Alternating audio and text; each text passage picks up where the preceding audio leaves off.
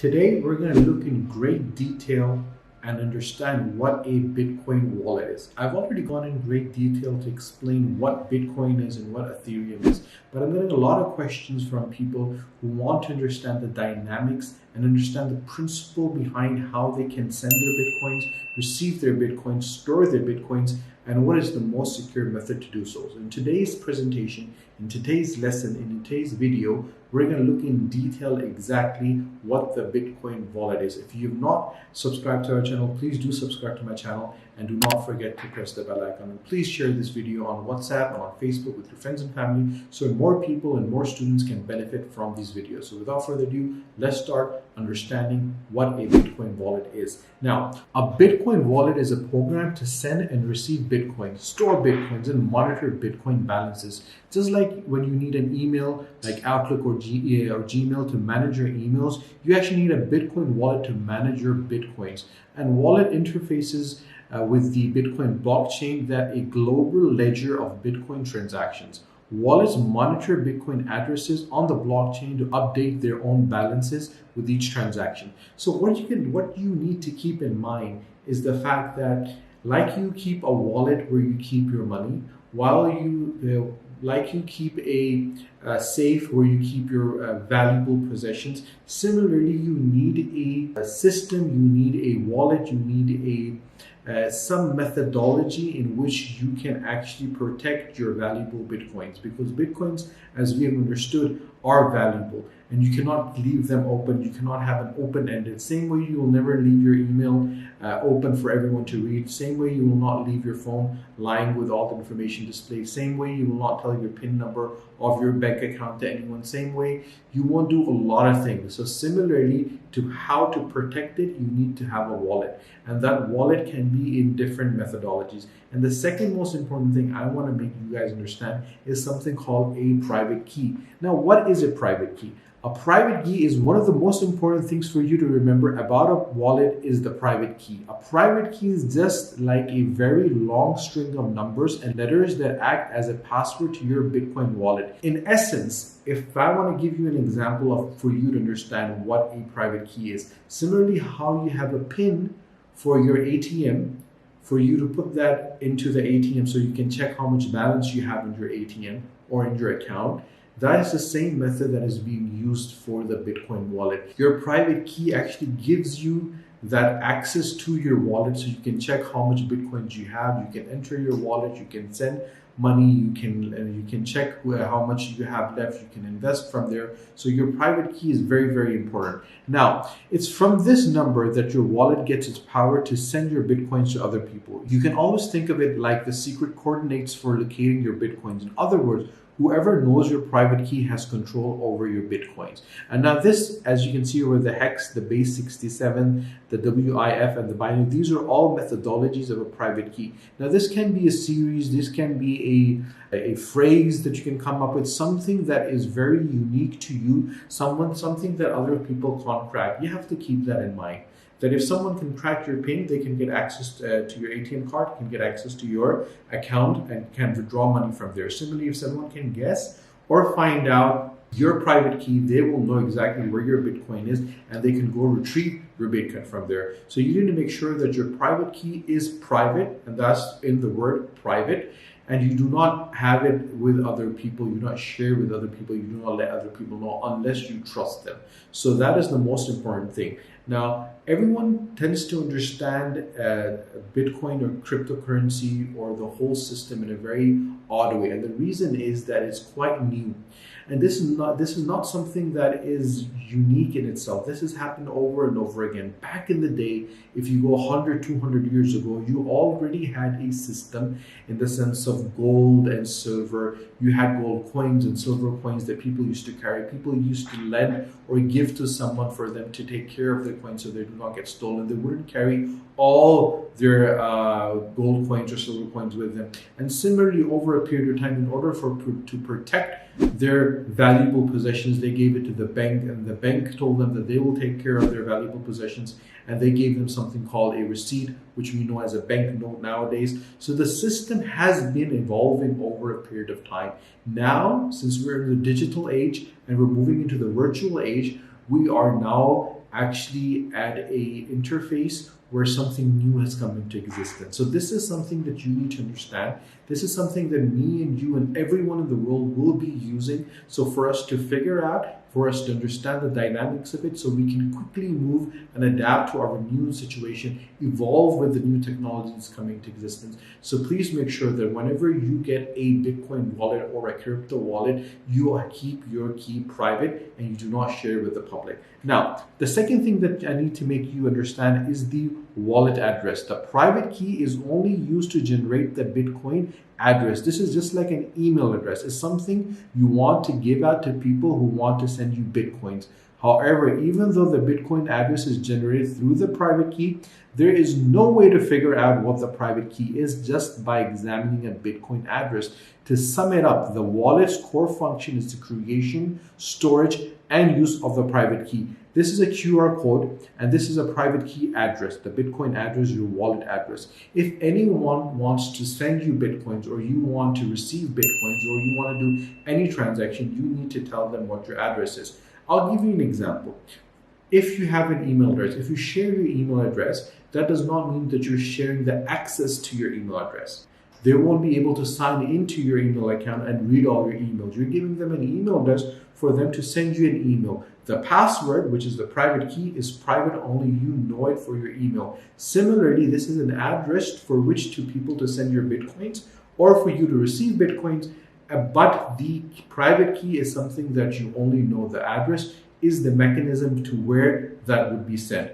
If you have any questions up till now, you can comment in the section below on YouTube and I'll reply back to you. If you need me to discuss it with you one-to-one, you can always message me on WhatsApp and I'll reply back to you and I will try to explain to you so you understand this particular private key wallet address. Moving on, there's something called HD wallets. HD wallets or hierarchical deterministic wallets were created. An HD wallet generated an initial phrase known as a seed or mnemonic phrase. This seed is a string of common words which you can memorize instead of the long, confusing private key. And this is something which is very private to you. This is what I was talking about earlier, that instead of the whole key for it to be random numbers, random letters, it can actually be a phrase, but that level of security for the phrase is not that much. Let me show you, continue with this information so you actually understand the dynamics of it. If your wallet gets destroyed or is stolen, you can enter the seed in order to reconstruct your private key. Additionally, an HD wallet can create many Bitcoin addresses from the same seed. These private keys and seeds have complete power over your Bitcoins. They must be kept a secret and safe. If you fail to protect your wallet's private key or seed, the Bitcoin it controls could be irretrievably lost. Now, this is something like we mentioned this, for example, they made this phrase, give mushroom warfare, main pause, cable, cool erosion, accuse, shaft, global earth, oyster, dial, Dutch, speak, obscure, army, dilemma, comfort, crisp, option, anger, shallow. And if you put this phrase, you will get access to your wallet. Now, obviously, this is very random, but anything connected with the internet, anything that can be hacked is insecure. So obviously, you need a methodology which is most secure. If you have so many Bitcoins, if you have so many cryptocurrencies that you have in your wallet, obviously you will never keep them in one place. And the best example I can give you for this is that if you have a lot of money, you will never have one account. You will have multiple accounts. One account would be for your day-to-day running. One account will be for your saving. One account will be storing your majority of your finances, the majority of your money, to make sure that the money, which is the account that has the most money, is always kept very, very private. And the money that is actually being used, the cash that has been used, the amount that is being used day on day basis, that is something that you commonly will be using. Similarly, you will have multiple wallets. A wallet or a methodology of wallet, it can be HD, non-HD, cold, hot, any type of wallet you would have, but you would have it for a particular reason, to store a majority of your Bitcoins, majority of your cryptocurrency, or for dealing on a day-to-day basis. Let me move forward and I'll help you understand this aspect later on in this presentation. Now, as you go forward, there's different types of Bitcoin wallets that exist. There are desktop wallets, there are mobile wallets, there are cold and hot wallets, there are online web wallets, there are paper wallets, there are hardware wallets, and there are Bitcoin wallets. Every single wallet is not for every single person. Every single wallet is not for every single situation. You have to choose what kind of wallet do you want. Similarly, when you go to a bank, you ask them, do you want a savings account? Do you want a credit account? Do you need a debit account? What kind of account? Do you want a flexible account? They're different accounts. You do not have one account for everything. For every single element, every methodology, every system, you will have a different account. There are different banks with different accounts. Similarly, there are different wallets and different companies have different wallets. So you need to make sure who you trust, what wallet works for you, and what you will be using those wallets for. If you need help to select a particular wallet, you can always message me in the comment section below or on WhatsApp, and I'll try to help you and guide you to pick the right wallet that works for you. Now, obviously, how do they work? Now, there's something called full nodes and SPV.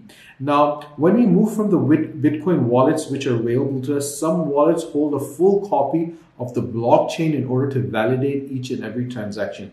I've already gone into great detail in my previous videos on Bitcoin to explain to you the transaction and what Bitcoin is and how the whole system works. If you have not watched it, you can click on the link above or in the description below to give it a watch.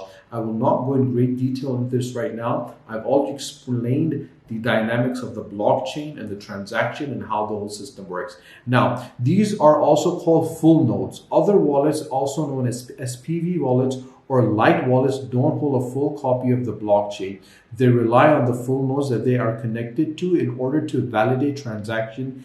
SPV stands for simple payment verification, and these wallets are faster and consume less disk space. In a full node, if you own a Bitcoin, now every time that Bitcoin gets sold, someone buys it, resells it, moves from one person to another, there is a full transaction, there is a full ledger, there's a full connectivity for it.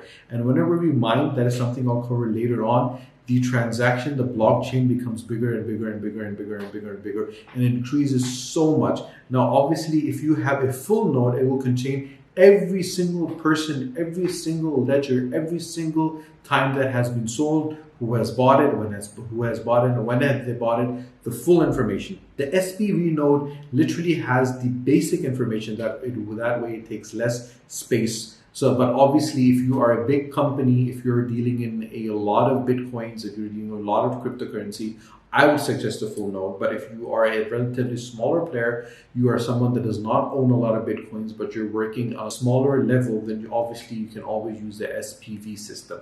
Now, moving on, there's something called hot and cold wallets. Now, a hot wallet is connected to the internet, is obviously more user-friendly. It is less secure because it is connected to the internet, and it can be used for day-to-day transaction. A cold wallet is not connected to the internet. It is harder to use. It is definitely more secure and long-term holding. Now, this is something I want to explain to you. If you are working, if you are trading, you will use and will keep some of your Bitcoins in the hot wallet. But if you want to secure for long-term purposes, for long-term investment, you will keep your Bitcoin, your cryptocurrency in the cold wallet. Now, obviously, there are desktop wallets and there are mobile wallets. Now, a desktop wallet is a type of hot wallet that stores your private key on your computer. So as long as your computer is free of malware or any security weaknesses, your Bitcoins are safe. But however, we know for the fact that that's not the case for most of us.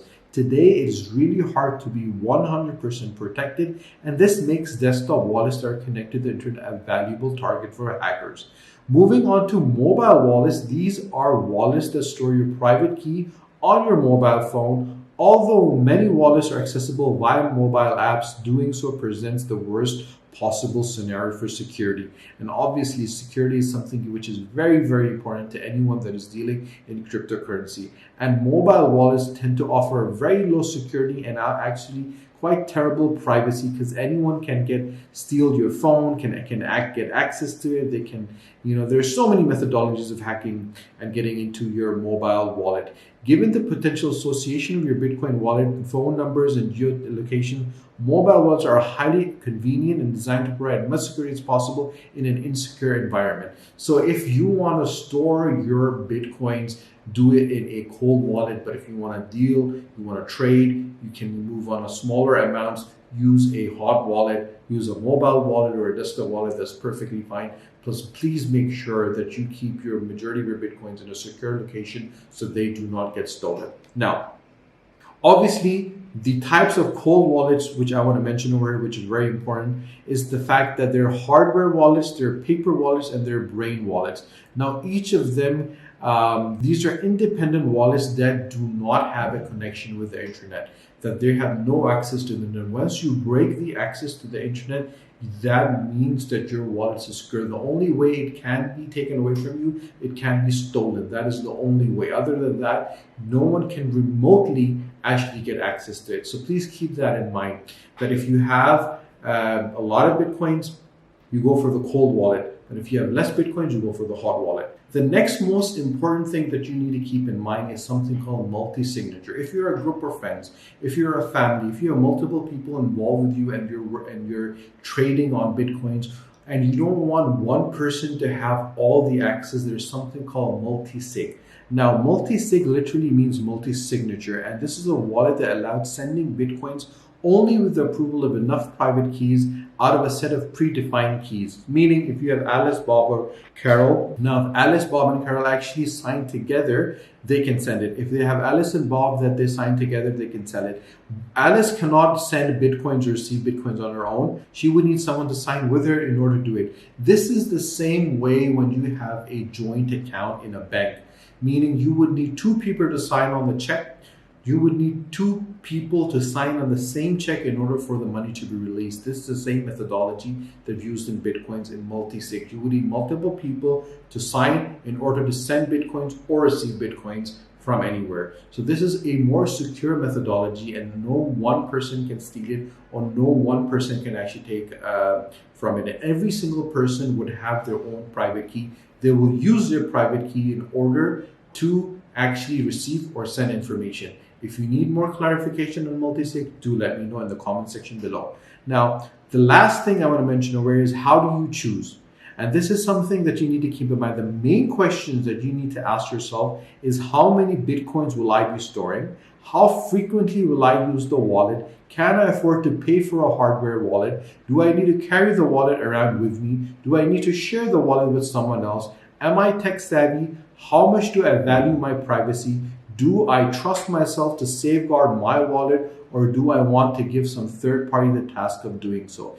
These are some basic questions that you need to ask yourself before you select a particular wallet. Now, guys, at the end of the day, this is a huge investment, meaning in order for you to understand cryptocurrency and start dealing in cryptocurrency or start making money in cryptocurrency, you need to make sure that whatever you trade, whatever profits you make, at the end of the day, those profits are secure. If they're not secure, you will lose that money. Same way, when you earn your hard-earned cash money, you do not leave it on the table. You put it in a bank, you store it in a safe, you put it away in a safe place that you only know and have access to. Same way, your Bitcoins, your Ethereums, any coin for that matter, you need to store them in a safe location, and an electronic hardware, cold or hot wallet is the way to do so. If you need help to select a wallet, you can always message me.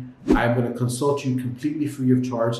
The purpose of my video is to guide and help students and everyone that watches my videos, for them to make the right decision for whatever they do. If you have any questions whatsoever, do let me know. And if you're not subscribed to my channel, please do subscribe to my channel. And do not forget to press the bell icon. Until our next video, take care. Allah Hafiz.